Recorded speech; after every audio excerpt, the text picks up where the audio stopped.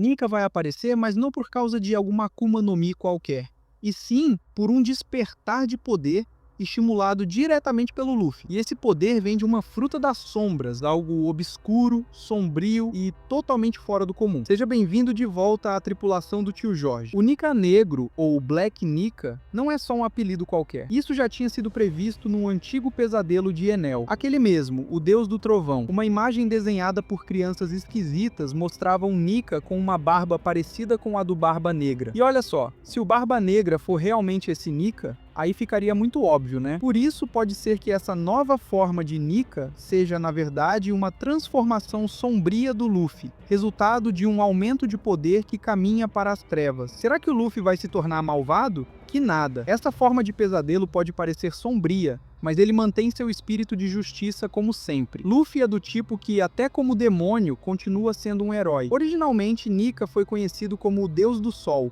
o guerreiro da libertação, mas parece que a galera esqueceu a parte mais importante da sua origem. Ele era uma entidade demoníaca antes de se tornar um deus. Essa transição de demônio para divindade pode ser o grande segredo por trás do poder do Luffy. Enquanto isso, o Imo, ele nunca saiu de Mary Joyce por conta própria, sempre controlou tudo das sombras. Estranho, né? Existe uma teoria de que Imo pode possuir corpos, como teria feito com o corpo de Joy Boy ou Gunko, liberando um poder absurdo, combinando os dois hacks do rei com uma Akuma no Mi poderosa demais. Mas aí fica a dúvida, se Imo tem tanto poder, por que nunca enfrentou pessoalmente os grandes piratas como Roger? Por que deixou os Yonkou dominarem os mares sem agir? Simples, porque Imo não pode sair à luz do sol. A luz solar transforma seu corpo em pó. Isso aconteceu porque ele perdeu uma parte essencial de si, sua sombra. Se ele entra em contato direto com a luz do sol, simplesmente desaparece. E o motivo disso? Imo foi afetado pela Akuma no Mi da sombra, a Kage Kage no Mi no passado.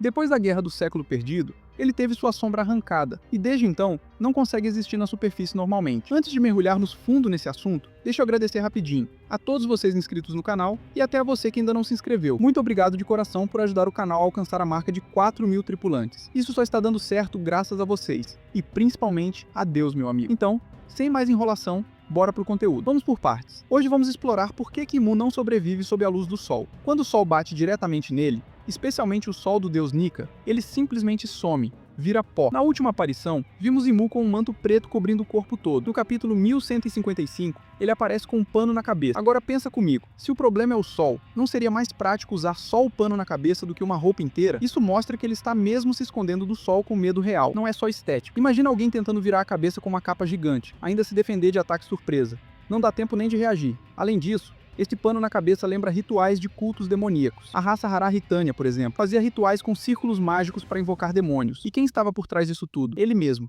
Imu. Ou melhor, Satã. Imu seria o verdadeiro líder desse culto sombrio, um demônio supremo, com poder quase divino. E olha que loucura! Imu tem poder para transformar gigantes em demônios. Esses demônios não têm medo do sol, andam por aí de boa, com o sol batendo na cabeça, mas aqui tá o detalhe. O corpo que aparece no sol não é o verdadeiro de Imu, é o corpo do Gunko, que ele controla. Gunko tá enrolado em faixas, como uma múmia, e usa um chapéu para proteger o rosto. O que chama atenção é que a parte da coxa para cima tá totalmente exposta. Se fosse o verdadeiro corpo do Imu, já teria virado carvão ali mesmo, mas não. Aquilo é só um corpo emprestado. Então a grande questão é, por que Imu se desintegra com a luz do sol? Porque perdeu sua sombra, foi amaldiçoado pela Kage Kage no Mi e não consegue existir na superfície como um ser completo. Isso coloca Imu num desafio enorme, ele vira cinza se for exposto ao sol. E se você lembra da guerra de Marineford, Doflamingo revelou que pegou um beta, uma arma pesada que ele conseguiu em Thriller Bark, a ilha do Gecko Moria, no capítulo 581. Ele disse que Moria foi eliminado numa batalha histórica. Mas será mesmo? Será que o governo matou Moria? Ou alguém mais poderoso, talvez um dos 5 anciões, teria dado essa ordem? A forma enigmática como Doflamingo falou sugere que quem mandou eliminar Moria pode ter sido Imu, o verdadeiro rei do mundo. A verdade é que Moria deveria ter sido eliminado em Marineford, mas sobreviveu porque a ordem final ainda não tinha sido dada. E tem um motivo sinistro. Moria carrega um poder amaldiçoado que o prendeu nas sombras. Ele não pode existir normalmente no mundo da luz. No último segundo, alguém, possivelmente Absalom, usando invisibilidade, salvou ele discretamente, fingindo a morte na frente de Doflamingo. Gecko Moria tem o poder de manipular sombras. Ele pode fazer as sombras se moverem, pular, lutar e, o mais importante, arrancar a sombra do corpo de alguém. Quem perde a sombra não pode ficar sob a luz do sol, senão queima e vira cinzas na hora. A única proteção é cobrir o corpo todo ou recuperar a sombra. E se a sombra de Imu estiver escondida em algum lugar inacessível, isso o prende nas trevas até hoje. Esse é o motivo real pelo qual Imu não anda livremente. Sua sombra foi arrancada e, se for exposto ao sol, ele morre. A sombra só existe enquanto o corpo do dono está vivo. Se essa teoria for certa, talvez a Upoup no Mi tenha sido usada para tornar Imu imortal, mantendo sua sombra aprisionada para sempre. Só quando recuperar sua sombra ele terá liberdade total, ou será derrotado. E sabe por que ele queria matar Moria? Porque odiava o poder da Kage Kage no Mi. Moria era uma ameaça, e se estivesse na batalha final, seria um inimigo perigoso para o governo. Moria, por si só, nunca foi um pirata tão poderoso. Ele não dominava Haki como os grandes, mas enfrentou Kaido numa guerra em Wano. De onde veio tanto poder para isso? Na habilidade de absorver sombras. Moria pegava as sombras de guerreiros poderosos, ficando maior, mais forte,